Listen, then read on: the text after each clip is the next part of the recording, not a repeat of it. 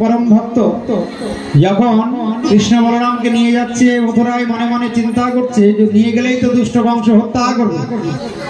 ভগবান দেখালেন, দেখো ক্রূর, আমি কিন্তু সাধারণ কোনো বালক নয়, সাধারণ মনুষ্য নয়, আমি হলাম সর্বসমর্থবান ভগবান।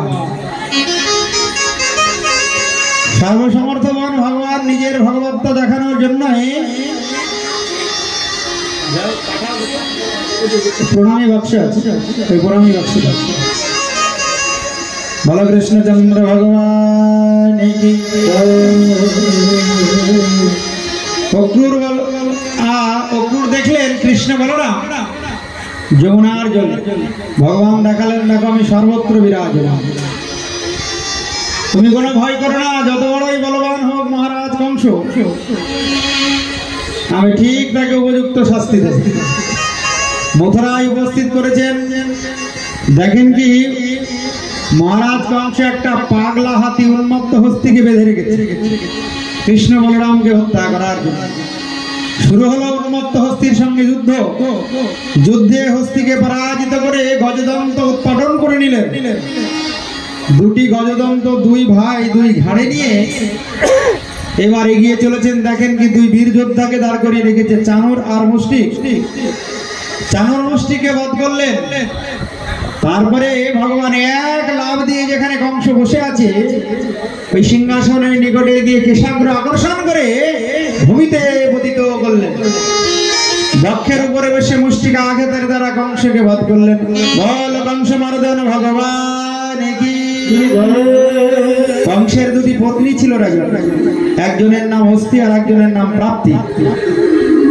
দুটি পত্নী পিতা জরাসন্ধকে খবর দিল ওই কৃষ্ণ বলরামের জন্য আমরা বিধবা হয়েছি, এর উপযুক্ত শাস্তি চাই। এইবার মথুরায় বারবার আক্রমণ করা শুরু করলো ওই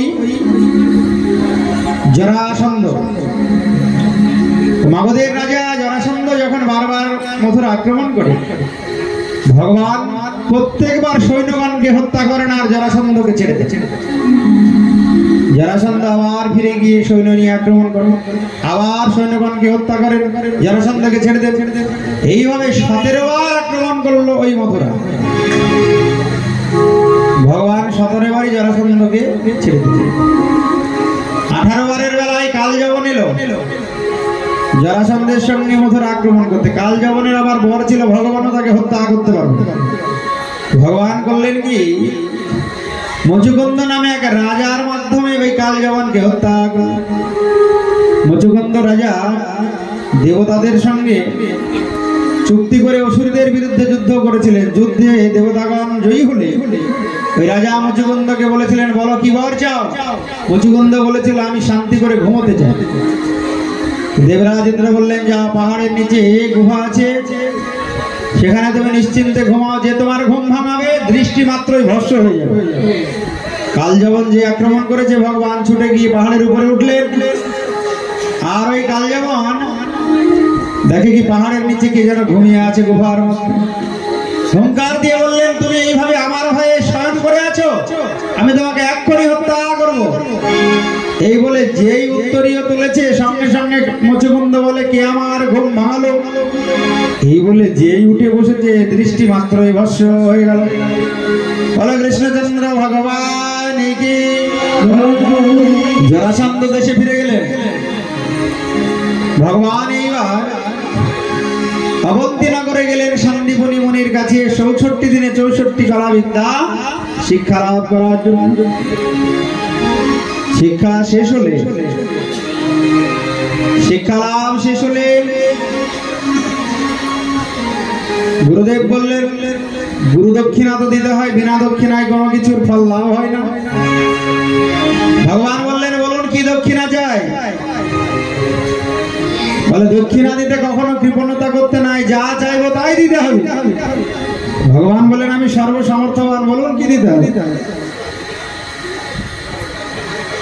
গুরুপত্নী ছুটে এসে বলেন, আমার মৃত পুত্রকে এনে দিতে হবে।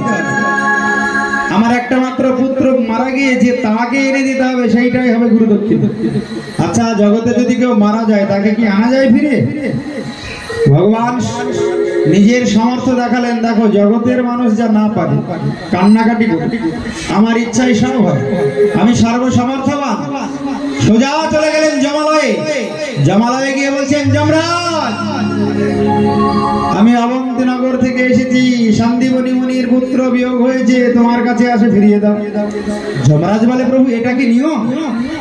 আপনি নিয়ম তৈরি করেছেন, আপনি নিয়ম লঙ্ঘন করছেন। ভগবান বলছেন, কোন কোন ব্যাপারে একটু ব্যতিক্রম থাকে,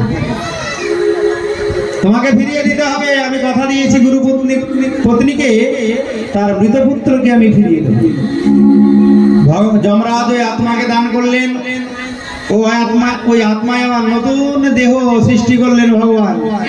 ভগবানের ইচ্ছায় নতুন দেহ তৈরি হলো, পুত্রকে এনে হাতে তুলে দিলেন।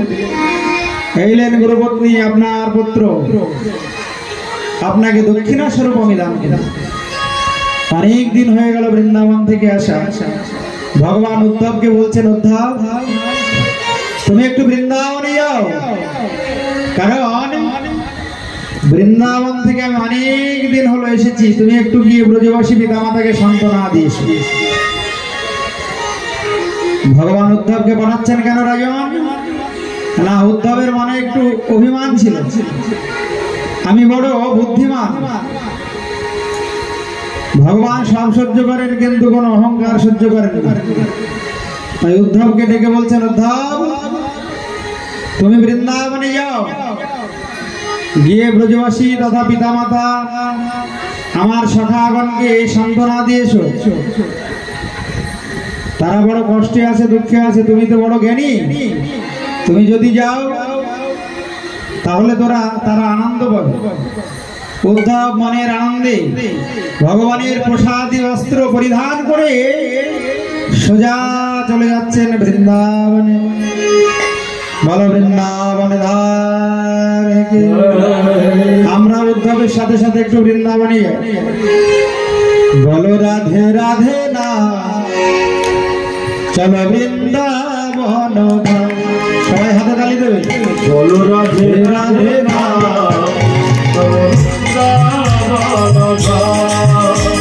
বলো রাধে রাধে রাধে, রাধে রাধে রাধে, রাধে রাধে রাধে, রাধে রাধে রাধে, রাধে রাধে রাধে, রাধে রাধে রাধে। বলো রাধে রাধে না, চলো বৃন্দাবন ধাম। বলো রাধে রাধে না, চলো বৃন্দাবন ধাম।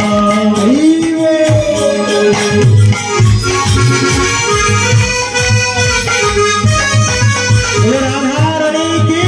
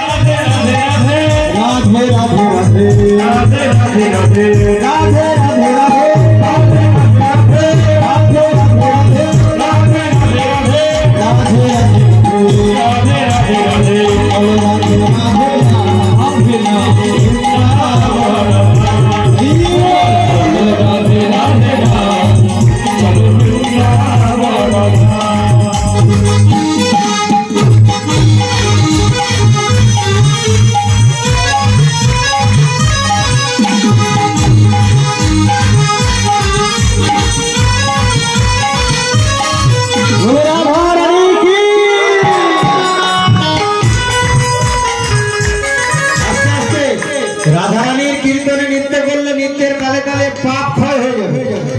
যারা নৃত্য করতে চান একটু নৃত্য করুন, 2 মিনিট নৃত্য করলেও লাভ, যেখানে আছেন সেখানে দাঁড়িয়ে হাত তুললেও লাভ হয়ে যাবে, নাচলেই লাভ। দুটো পা যদি কেউ নাড়ায় ভগবান নৃত্যের ফল দান করেন। ভগবান বলেন তোমাকে 2টি চরণ দিয়েছি কেন? দাঁড়িয়ে থাকার জন্য। দাঁড়িয়ে থাকলে তো পরের জন্মে বৃক্ষ হয়ে জন্ম হবে, গাছপালা হয়ে যাবে। গাছপালা যেমন দাঁড়িয়ে থাকে, ওই জন্য যে যেখানে বসে আছে সে সেখানে উঠে দাঁড়িয়ে একটু দুবাহু তুলে পা নাড়ালেই ভগবান নৃত্যের ফল দেবে। বলো রাধে রাধে রাধে রাধে রাধে রাধে রাধে রাধে রাধে রাধে রাধে রাধে রাধে রাধে রাধে রাধে রাধে রাধে বলে রাধে রাধে রাধে রাধে রাধে রাধে রাধে রাধে রাধে রাধে রাধে বলো রাধে রাধে চলো বৃন্দাবন বলো রাধে রাধে চলো বৃন্দাবন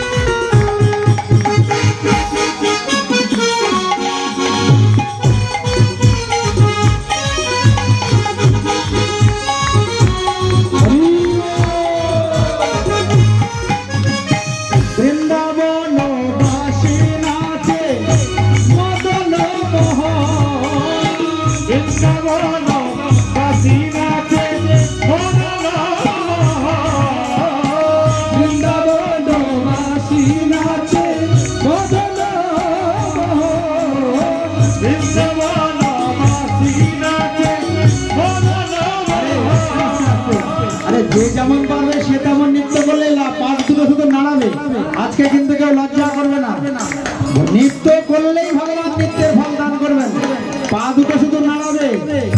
যারা স্বামী স্ত্রী ভাগ্য শ্রবণ করতে আসো দুজন হাত ধরে নৃত্য করবে, ভগবান তাহলে তাদের বিশেষ কৃপা করবেন। রাধে রাধে রাধে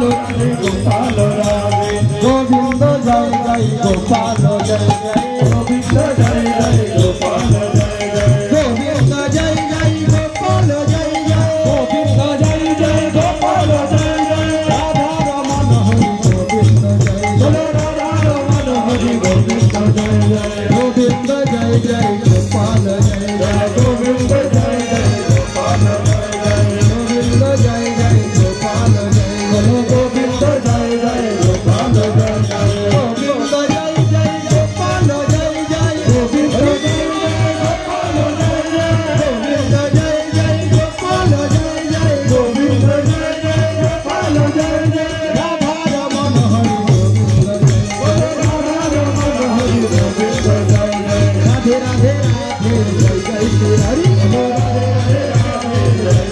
রাধে রাধে রাধে রাধে জয় জয় শ্রী রাধে রাধে রাধে রাধে জয় জয় শ্রী রাধে রাধে রাধে জয় জয় শ্রী রাধে বলো রাধে রাধে রাধে জয় জয় শ্রী রাধে রাধে রাধে গোবিন্দ গোবিন্দ রাধে বলো রাধে রাধে গোবিন্দ গোবিন্দ রাধে গোবিন্দ বলো রাধে গোপাল রাধে গোবিন্দ বলো রাধে গোপাল রাধে রাধে রাধে রাধে জয় জয় শ্রী রাধে রাধে রাধে রাধে জয় জয় শ্রী রাধে বলো রাধা রানী কি উচ্চস্বরে জয় দেবে বলে রাধা রানী কি আজকের আনন্দ কি বলো বৃন্দাবন ধাম কি সল্লেক নিবাসী সমস্ত ভক্ত বৃন্দ কি বলো মাতৃবৃন্দ কি বলো কমিউনিটি হলের সমস্ত সদস্য বৃন্দ কি আজকের আনন্দ কি নিতাই গৌর প্রেমানন্দে। এবার সবাই বসে যান। এবার আমাদের বিবাহ লীলা শুরু হবে। এই বিবাহ লীলার পরেই আপনাদের প্রসাদ দেওয়া হবে। আপনারা সবাই প্রসাদ নেবেন, যে যার স্থানে বসে।